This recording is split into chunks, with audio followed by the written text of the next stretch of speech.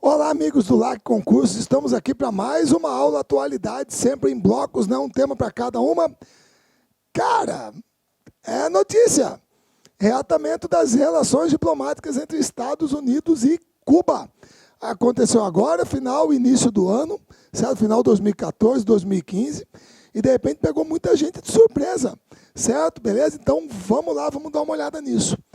Pessoal, a primeira coisa que eu queria, só para fazer um histórico, só que eu acho que é necessário, porque tem muita gente que não entende o contexto, eu vou ser o mais rápido possível. Pessoal, em 1898, aconteceu a Guerra Hispano-Americana, tá? Uma guerra entre Espanha e Estados Unidos. Inclusive, para muita gente que não sabe, não tem ideia, certo? Pessoal, esse aqui é o USS Maine, certo? Vocês estão vendo aqui um quadro, certo? Isso aqui é uma pintura, tá? Que mostra justamente o momento em que ocorreu a explosão do navio, quando ele estava ancorado no Porto de Havana, um navio de guerra da Marinha Americana.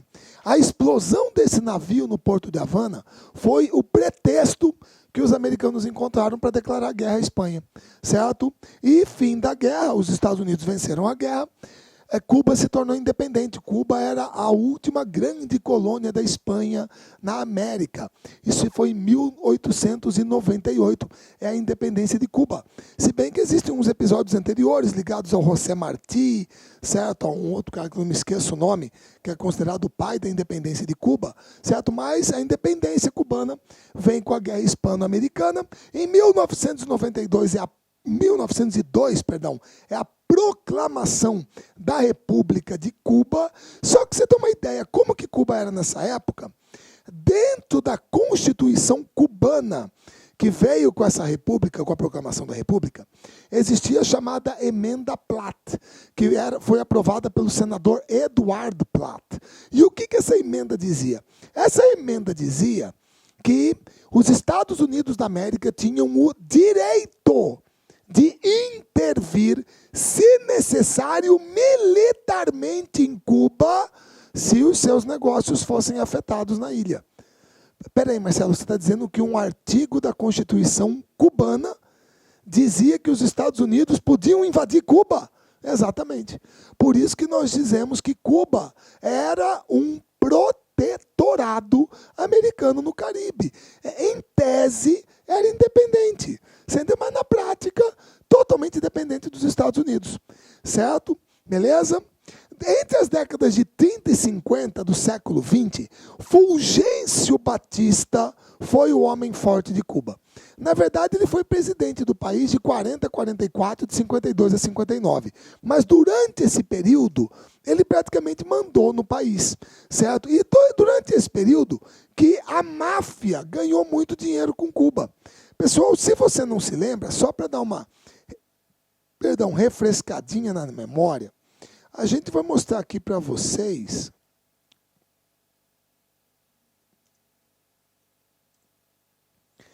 o Volstead Act. Marcelo, o que foi o Volstead Act? Pessoal, o Volstead Act literalmente é a lei seca nos Estados Unidos. Ah, que nem aqui no Brasil, né? Não. Não, mas você vai ter... Não. Quem falou que no Brasil é proibido beber? É proibido beber e pegar o carro, pô. Aí tudo bem, tá certo, ué. Se você provar para mim que existe algum país do mundo que vai defender que bebida e direção algo combinam, pelo amor de Deus. Aqui não, nos Estados Unidos não se podia consumir álcool. Você não podia beber. Você entendeu? Agora, pessoal, quem aqui que não sabe que a máfia começou com bebida? Jogo, prostituição. Agora, veja bem, nos Estados Unidos a bebida está proibida. Certo? Agora, o que Cuba é? Uma ilha no Caribe, clima tropical. Porra, você quer um lugar melhor que esse para botar um cassino? Bebida, prostituição, mulherada, tal, jogatina, sei lá o quê. A máfia começou assim. Se você pesquisar, moçada, você botar aqui no professor Google, o maior bordel do Caribe, geralmente aparece o quê? No passado, Havana. Havana era considerado o maior bordel do Caribe. Certo? Os americanos iam para lá para se dar bem, porra. Que podia gastar. Certo? Então, a máfia ganhou muito dinheiro em Cuba com o período do Fulgêncio Batista, certo? Beleza? Só que em 1º de janeiro de 1959, ele já havia tentado, em 53, o movimento revolucionário 26 de julho, tentar tomar o quartel de Moncada, certo? Fidel Castro Ruz, seu amigo Raul Ernesto Che Guevara, o pessoal da guerrilha da Sierra Maestra, eles entram em Havana, Fulgêncio Batista foge para a República Dominicana, Fidel Castro toma o poder em Cuba, e Cuba se torna o primeiro país socialista da América. Socialista mesmo assim, para valer. Primeiro, socialista. Certo? Muito bem. Pessoal, por incrível que pareça, nesse primeiro momento, as relações entre Estados Unidos e Cuba ainda não estavam muito azedas. Entendeu? O regime cubano ainda manteve alguns contatos aqui no comecinho com o Fidel com os Estados Unidos da América. Você ainda tinha relações diplomáticas. A coisa foi azedando ao longo do tempo, certo? E um dos fatores que contribuiu para isso, foi a tentativa de invasão da Baía dos Porcos. Aqui fica a Baía dos Porcos, em Cuba, certo? Beleza? O Playa de Girón, certo? Em abril de 1960, certo? Ou melhor, abril de 61, desculpa ali que acho que está erradinho aqui, foi em abril de 61, porque Kennedy foi eleito em 60. Em abril de 61, exilados cubanos que fugiram para Miami, que não apoiavam o Fidel, certo? Acho que eu botei aqui antes, estava fugindo. A maioria dos adversários do novo regime foge para os Estados Unidos e Fidel assume o poder. Então, exilados cubanos nos Estados Unidos, treinados pela CIA e com apoio da máfia também, da máfia, organizaram uma operação para voltar para Cuba. Desembarcar aqui na Baía dos Porcos, derrubar o Fidel, retomar o poder e tornar Cuba novamente um país amigo dos Estados Unidos da América. Certo? Pessoal, temendo o envolvimento direto do governo americano no episódio, o presidente John Kennedy recusou, proibiu a cobertura aérea da Força Aérea Americana e Naval também. Então os caras foram com um apoio logístico ali da CIA, embarcações, alguns aviões, certo? Usados na Segunda Guerra, papapá. Muito bem, pessoal. A tentativa de invasão da Baía dos Porcos foi um fracasso diante da resistência das Forças Armadas e da população cubanas. Parte dos invasores conseguiu voltar para os Estados Unidos. Mais de 1.000 foram feitos prisioneiros, sendo trocados por remédio e comida, certo? Os outros que foram capturados, boa parte foi fuzilada ou condenada à prisão, certo? Após o episódio da Baía dos Porcos, as relações entre Estados Unidos e Cuba azedaram de vez. Em fevereiro de 62, os Estados Unidos decretaram um embargo comercial a Cuba. E após a Baía dos Porcos, Fidel Castro caiu no colo, abraçou de vez a União Soviética. Porque ele percebeu que Kennedy recusou dar cobertura aérea e naval para a invasão. Certo? O problema é que a cada 4 anos, presidente dos Estados Unidos você troca. E vai que entra um presidente que topa invadir Cuba. Então o Fidel precisaria de alguém do lado dele para protegê-lo. Os soviéticos adoraram ter um país socialista, uma vitrine do socialismo para a América Latina, para a América, a 150 quilômetros de Miami. Você entendeu? No quintal dos Estados Unidos. Então os soviéticos adoraram isso. Eles despejaram um caminhão de dinheiro em Cuba, deram recursos, assessores técnicos, tudo que o Fidel precisava. Só que pediram uma coisa em troca. Claro, vai de graça, certo? A instalação de bases de mísseis nucleares em Cuba. Os americanos tinham mísseis nucleares na Turquia, perto da União Soviética. Os soviéticos resolveram instalar aqui. O que aconteceu? Em outubro de 62, aviões espiões dos Estados Unidos detectaram a presença dessas bases em Cuba. Certo? Então o presidente Kennedy fez o quê? Decretou bloqueio naval em Cuba. A Marinha Americana bloqueia o naval. Ninguém entra, ninguém sai. Quem tentar entrar ou sair, a Marinha Americana afunda. A Marinha Americana afunda. Foi isso que vocês viram naquele filme X-Men Origins. Aquela cena que o cara tira o Magneto, tira o submarino da água, entendeu? Ali, aquele momento ali, é o momento da crise dos mísseis em Cuba. Tanto é verdade que tem um navio soviético e um americano na mesma cena. Foram o que o pessoal chama, foram os 13 dias que abalaram o mundo. 13 dias de crise. Um olhando no olho do outro para ver quem que piscava. E o pior é que tinha um comboio soviético vindo para Cuba. E se tentasse passar, a ordem era afundar. Certo? Até que, no dia 28 de outubro de 62, o secretário-geral do Partido Comunista, líder soviético, Nikita Khrushchev, concordou em retirar os mísseis de Cuba. Concordou. Certo? Desde que os americanos fizessem o mesmo na Turquia, o que foi feito posteriormente. Os soviéticos tiraram os mísseis de Cuba, os americanos depois tiraram da Turquia. O bloqueio naval foi suspenso, certo? Beleza. Só que aí, definitivamente, as relações entre Estados Unidos e Cuba se deterioraram. Se tornaram péssimas. Porque na visão americana, Fidel Castro, Cuba, Fidel era um traíra. Tinha deixado a União Soviética colocar mísseis dentro do território dele. Então não era um cara confiável. Aí fica péssimo, certo? E isso aqui é engraçado, moçada. Isso aqui diz que tem até no Guinness. Fidel Castro é o cara que mais sofreu tentativa de assassinato em toda a história. Segundo o pessoal contabiliza aqui, foram 638.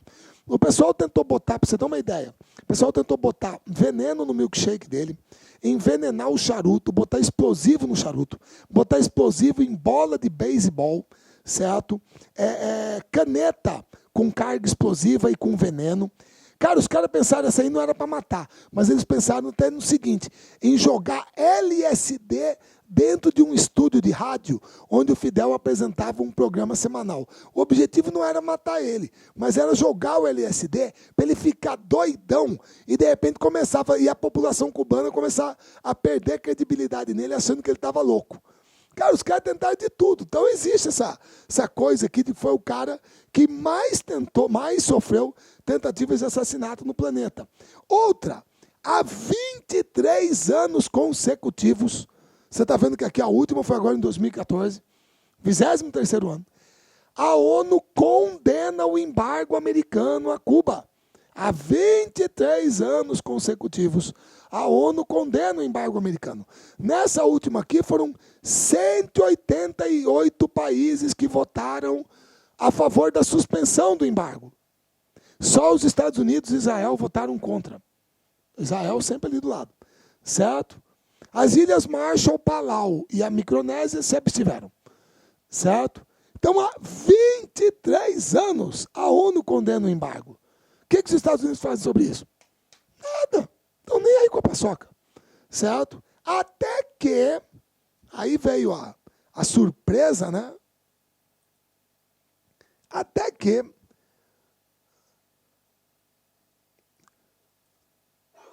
funeral do Nelson Mandela.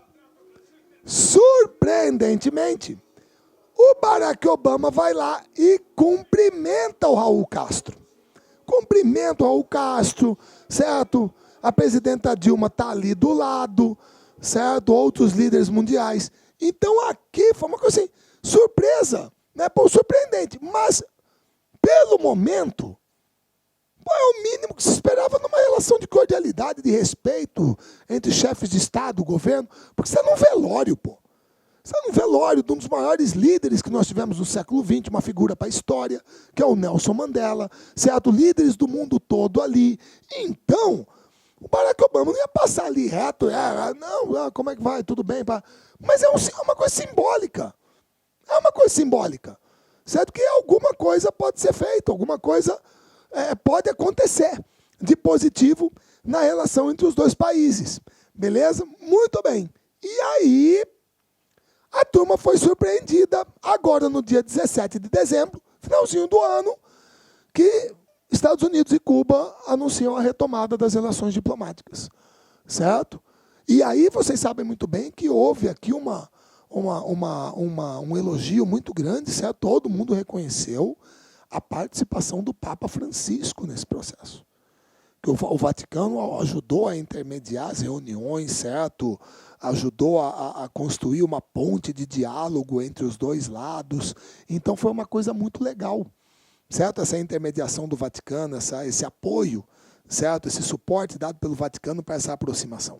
Então, retomada das relações, papapá, mas por enquanto o embargo permanece. Por enquanto o embargo permanece, isso agora, dia 17 de dezembro. Certo? Que foi uma surpresa para todo mundo. De certa maneira, ninguém estava sabendo muito bem. Porque quanto mais na surdina for conduzido o processo, melhor. Quando fica muito exposto à mídia, você tem pressões de vários lados, certo? Aí os Estados Unidos anunciaram restabelecimento das relações diplomáticas, vai facilitar viagens de americanos para Cuba, autorização de vendas e exportações de bens e serviços dos Estados Unidos para Cuba, autorização para norte-americanos importarem bens de até $400 de Cuba, início de novos esforços para melhorar o acesso à telecomunicação e internet. E, além disso, vai retirar de Cuba o status de Estado que patrocina o terrorismo. Então, os americanos tiram Cuba dessa lista de países que apoiam o terrorismo. Beleza, é um primeiro passo, certo? Aí, poxa, dia 12 de janeiro agora, Cuba liberta 53 prisioneiros políticos após acordo com os Estados Unidos. Ou seja, uma coisa que os americanos colocaram, olha, vocês têm prisioneiros lá, certo? Para a gente avançar nas negociações, para vocês demonstrarem boa vontade, mostrarem que estão a fim de retomar esse diálogo, que é uma coisa positiva. Então vocês poderiam libertar prisioneiros. O governo cubano, beleza, 53 prisioneiros libertados. Certo? Que faz com que o diálogo entre os dois países avance mais ainda. E agora, no discurso do Estado sobre a União, eu estou hoje aqui, perdoe, eu vou falar hoje, eu estou aqui no dia 23, foi agora no dia 20, foi essa semana de janeiro, no discurso do Estado sobre a União no Congresso, o presidente Barack Obama pediu ao Congresso a suspensão do embargo comercial em relação a Cuba. Ele pediu. O Senado suspende o embargo para a gente retomar as relações. Aí a turma pensa, poxa, Marcelo, mas em menos de um mês, né, as coisas avançaram tanto, certo? Isso é porque não é mais o Fidel? Moçada, o Raul Castro está no poder desde 2006, já são 8 anos, certo? Beleza? Então por que de uma hora para outra essa proximidade? Por que isso? Gente, porque é necessário para os dois lados. Primeiro, para Cuba, o embargo comercial é ruim. Certo? Você sabe muito bem que Cuba tem um atraso muito grande no setor industrial, tecnológico, é um país carente de investimentos, certo? Muito bem, Cuba precisa. Para os Estados Unidos também é ruim, porque aí que vem a coisa que o pessoal não enxerga. Vocês me perdoem, moçada, tem que ter a visão estratégica da coisa, certo? Aproximou de Cuba, é um mercado consumidor, mas são só o quê? 14 milhões de habitantes? É pouca coisa, certo? Não é tanto, 13, 14. Mas olha só, que teve essa aqui foi boa, vocês me perdoem, não aguento. Certo? A turma já vai falar, mas vai lá. O amigo americano. Certo? Muito bem. Obama reata laços diplomáticos com Cuba e apressa o fim da ditadura comunista, que logo não poderá mais culpar o embargo pelo seu fracasso. Pessoal, por gentileza. Certo? Vamos lá. A China é um país comunista. O único partido político que existe na China é o Partido Comunista da China, o Partido Comunista Chinês. Muito bem. Durante muito tempo, os Estados Unidos não tiveram relações diplomáticas com a China. Quem reatou as relações com a China foi o presidente Richard Nixon, quando visitou a China, Mao Tse-tung, em 1972, 70, se eu não me engano. Certo? Hoje, a China continua sendo um país comunista, politicamente comunista. Existem presos políticos na China. Pessoas são fuziladas na China. Existe censura na China. Não existem eleições na China. Você não tem liberdade de expressão na China.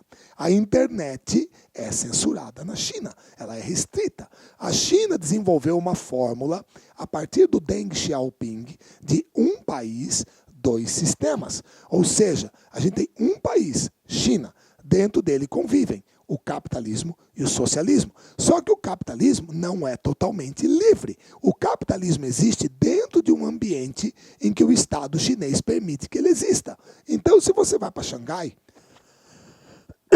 perdão, se você vai para Xangai, tem McDonald's, tem boate, tem Bolsa de Valores, tem Giorgio Armani, tem Ferrari, certo? Tem, pode ter lucro, tem um relativo conceito de propriedade privada, tem capitalismo, tem. Mas você não vota para prefeito de Xangai, você não pode fazer manifestação na rua em Xangai, você tem jornais censurados em Xangai, rádios censuradas, você pode ter isso. Certo? Você não tem livre acesso à internet em Xangai, você não tem. Certo? Grosso modo. Então, não é porque os Estados Unidos têm relações diplomáticas com a China que a China mudou o modelo político dela. Não é. certo? Não é. Beleza? Então, é um pensamento muito, desculpa falar assim, moçada, mas não tem como, é um pensamento muito raso, certo? Dizer que após Obama apressa o fim da ditadura cubana. Quem que disse que o modelo político vai mudar? Quem que disse que o modelo político vai mudar? Certo? Se fosse para mudar, pessoal, pelo amor de Deus, é uma questão lógica. Por que que até hoje a maioria dos cubanos já não fez uma revolução, alguma coisa para derrubar esse sistema? Por quê? Você entendeu? Porque você não ouve falar que existem manifestações de grande porte. O que vai acontecer, e é muito possível, é que se você tiver uma abertura econômica, ela provavelmente vai acontecer, e você tiver um ambiente mais capitalista de negócios dentro de Cuba, provavelmente vai aparecer uma classe média ascendente em Cuba, vai aparecer. Pessoas vão ganhar dinheiro. A partir daí, certo? Provavelmente você poderá ter a abertura econômica, tem que ter abertura política também. Certo? Foi assim com a Glasnost, com a China também foi assim. Só que todo mundo se lembra do massacre da Praça da Paz Celestial. Por isso que a China é uma ditadura. Ali o Deng Xiaoping deixou bem claro, eu só vou dar abertura econômica, eu não vou dar abertura política. Então você não pode profetizar que vai apressar. A questão aqui é prioritariamente o quê? Econômica. Ela não é política. É econômica. Certo? Reatar relações comerciais, permitir viagem para Cuba, venda de bens americanos, papá. Marcelo, mas por que você está dando essa ênfase? Porque você defende o regime cubano? Não, Cuba é uma ditadura.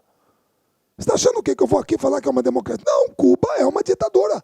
Tem um partido só, não tem eleição direta, tem censura. Está diminuindo agora, soltou preso político, mas mostra que tinha. Eu não estou dizendo que é uma maravilha, mas nada me indica que o sistema político vai mudar. Isso pode ocorrer ao longo do tempo. Que nem Gorbachev. Gorbachev deu liberdade econômica, né? Perestroika, reformas econômicas e reformas políticas. O que aconteceu? Ele perdeu o controle, a União Soviética acabou. Os acontecimentos se precipitaram. Certo?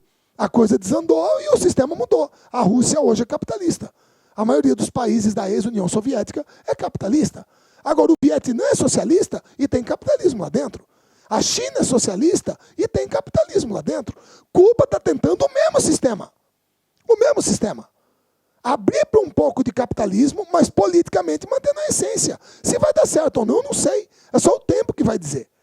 Você entendeu? Agora, falar que vai apressar o fim, pô, é exercício de futurologia. Só os acontecimentos é que vão dizer. Certo? Se vai apressar ou não. Você não vê no povo cubano nenhum tipo de manifestação, na maioria dele, de que eles querem que o regime mude. Isso pode ocorrer com o tempo, certo? Devido ao impacto dessa abertura econômica. Agora, por que priorizar o lado econômico, então? Por que essa visão de agora aproximar? Pessoal, desculpa o termo, porque na hora que a água começa a bater no nariz, certo? As coisas apertam. E onde que a água está batendo? Pessoal, é isso que ninguém fala. Ou, desculpa, muita gente não sabe. Pessoal, o canal do Panamá está aqui, ó, são 65 quilômetros, certo? Ele é menorzinho, tá? Beleza? Aqui é mais largo, embora você tenha aqui o lago Nicarágua aqui, certo? Um lago de origem vulcânica. Pessoal, os chineses vão fazer um canal aqui. Os chineses vão fazer um canal. Isso aqui é o canal da Nicarágua. Os chineses vão construir um canal aqui. Tá certo? Como você está vendo aqui, o canal do Panamá tem 55 metros, 18. O canal da Nicarágua, 83 metros, 27. Ou seja, a capacidade desse é de 150 mil toneladas. Desse aqui é 400 mil. Você entendeu? Então vai ter um canal aqui que vai transportar mais carga para concorrer com esse aqui. Certo? Beleza? Ora, moçada. É claro que os caras estão de olho aqui. Você acha que a China vai fazer isso à toa? E outra. A Rússia quer participar do processo. Desculpa, isso aqui está meio desfocado, tá? Mas a Rússia quer participar do processo. A Rússia quer ser parceira. O Vladimir Putin já visitou a Nicarágua. Sabe quanto que vai custar esse canal? 40 bilhões de dólares. Isso aí é para quem fala. Isso aí é para quem... Desculpa, só para... que eu vou mostrar aqui. Isso aí é para quem fala, o Brasil está investindo no porto lá em Cuba. Meu caro, então por que os chineses estão investindo aqui na construção de um canal? Você acha que é para quê? Para dar dinheiro para Nicarágua? É um investimento. Isso tem retorno a longo prazo. Você tem que pensar estrategicamente. O argumento de que por que não investe no Brasil, isso morreu com a aprovação da lei dos portos, em que você vai conceder os portos no regime de concessão. Para isso foi aprovada a nova lei dos portos. Então uma coisa não anula a outra. É negócio. Você entendeu? Por que os russos também querem participar? Porque é um mau negócio. Vladimir Putin é um tapado, é um burro. Ele não enxerga a importância estratégica de um canal como esse. E outra, pessoal, perdão, olha a localização. Me perdoe. Pessoal, se você ainda não sabia, só para dar uma ideia, olha a localização de onde que fica o Porto de Mariel. Na cara de Miami. Aqui são as Bahamas. Bem aqui, ó. 150 quilômetros. Esse é o Porto de Mariel. Beleza? E, obviamente, saindo para cá, você tem um canal da Nicarágua, Ásia.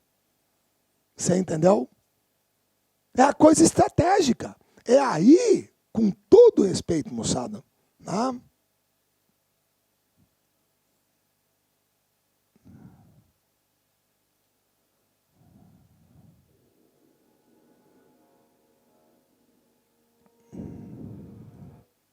Olha, o presidente Dilma está em Cuba, como você sabe. Só dá uma... Ouça isso, que não é... Eu, o cara... Dia da presidente lá. Mas há também interesse econômico no Brasil. Cuba tem a questão do porto em Cuba, que foi financiado pelo Brasil, Porto de Mariel.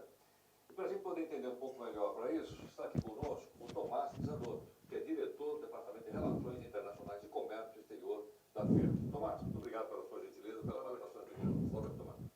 Tomás, qual é o interesse, então, que o Brasil tem economicamente, né, em desenvolver esse porto em Cuba? Olha, existe um interesse estratégico. O Brasil é um país sul-americano, tem bastante inserção na América do Sul, mas a inserção econômica do Brasil no Caribe ainda é pouca, pode melhorar muito. E esse porto é uma oportunidade para isso. Não é só o porto, é a zona econômica, a zona industrial, a zona de processamento de exportação, que tem cerca de 500 km² em torno do porto, onde os cubanos estão fazendo uma experiência, estão copiando um pouco aquele modelo chinês de um país, dois sistemas, ou seja, eles estão criando todo um ecossistema lá que vai permitir o estabelecimento de uma indústria e dali não só atender o mercado cubano, mas também exportar para outros países da região. O porto em si foi financiado pelo Brasil, mas foi construído por empresas brasileiras. No caso é Odebrecht, né? No caso Odebrecht, tá. E 80% de todo o material, de todos os equipamentos que foram envolvidos nessa construção são brasileiros, quer dizer, houve... Portanto, as compras foram feitas aqui dentro. Tudo feito aqui dentro. A garantia, nós entendemos que a garantia do pagamento desses financiamentos são as próprias receitas do porto, que serão em moeda forte. É um porto que vai ser administrado pela Autoridade Portuária de Singapura, que é um dos portos mais bem administrados do mundo. É um porto com um calado, que é a profundidade do porto, bastante considerável. E, como você sabe, Heródoto, logo nós vamos ter a ampliação do Canal do Panamá, que vai permitir passar os navios maiores, que eles chamam pós-Panamá, que são navios de 160 mil toneladas. Então, Cuba tem aí a chance de ser uma plataforma para exportar para todos esses países da América Central, que juntos formam um mercado grande. Existem já cerca de 300 empresas brasileiras no local. 300? 300. Lá em Cuba? Lá em Cuba. Já fiz essa coisa. Sim, porque são vários setores. Pronto, já tá bom. Pessoal, você entendeu? Isso aqui é um empresário. Isso aqui é um homem de negócios, ele não tem partido. Ele pode até ter, mas o partido é ganhar dinheiro. Investimento e ganhar dinheiro. Quando você vê um cara desse falando, é muito claro. Houve investimento? Houve. Certo? Construído por empresas brasileiras. Condição para financiamento. 80% do material de construção tem que ser comprado aqui. Gerou 156 mil empregos. O pagamento do financiamento vai ser em moeda forte. Por quê? Porque é em dólar, é a receita do próprio porto. Administrado pela Autoridade Portuária de Singapura, que é uma das melhores do mundo. Certo? 300 empresas brasileiras já estão lá dentro. É uma experiência para copiar o modelo chinês, um país, dois sistemas. Certo? Canal do Panamá em ampliação. E ele não falou do da Nicarágua, que eu mostrei para vocês. 160 mil toneladas, 400 mil toneladas. É um negócio, é um investimento. Os americanos não podem ficar fora disso. Eles não podem ter essa concorrência dos chineses isoladamente. Eles têm que estar presentes ali, pô. Então, se eles se reaproximarem de Cuba o mais cedo possível e começarem a tomar parte nesse processo de abertura econômica, e empresas americanas também se instalarem lá, porque é uma zona de processamento de exportação, ela goza de facilidades, mão de obra barata, de repente isenções fiscais, e você pode produzir de maneira muito mais barata que nos Estados Unidos. E outra, saindo aqui de Cuba, você está muito mais perto da Europa do que daqui do Brasil. Você vai estar mais perto da Ásia. Certo? Da América do Norte. É um negócio. Certo? Então a questão da reaproximação diplomática é muito positivo no sentido de você desanuviar as tensões, você reaproximar, mas também tem o lado estratégico e econômico. Certo? Então é por isso que esse processo de reaproximação Estados Unidos e Cuba tenderá a avançar ao longo desse ano. Eu espero que avance. Agora, muito cuidado. Não significa que a estrutura política de Cuba esteja condicionada a isso. Os americanos não farão nenhuma exigência no sentido, a gente termina se você passar para o capitalismo. Não vai rolar isso. Certo? É como eles fazem com a China. A China é comunista, mas a gente negocia com ela. O que a gente quer é negócio. O Vietnã é comunista, mas a gente negocia com o Vietnã, tudo bem. Vocês entenderam?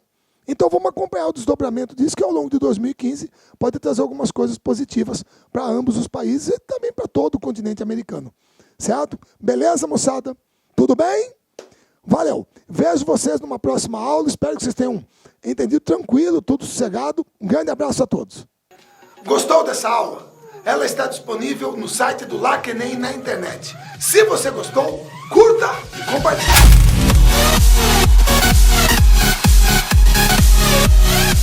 Olá, meus amigos, minhas amigas, gostou dessa aula? Então acesse lacenem.com.br, assista o restante dessa aula e muito mais. Conheça o nosso método pragmático para o Enem 2015. São 600 aulas prioritárias. Sabe quanto custa? Você vai nem acreditar, R$1 por dia. Clique aqui e confira.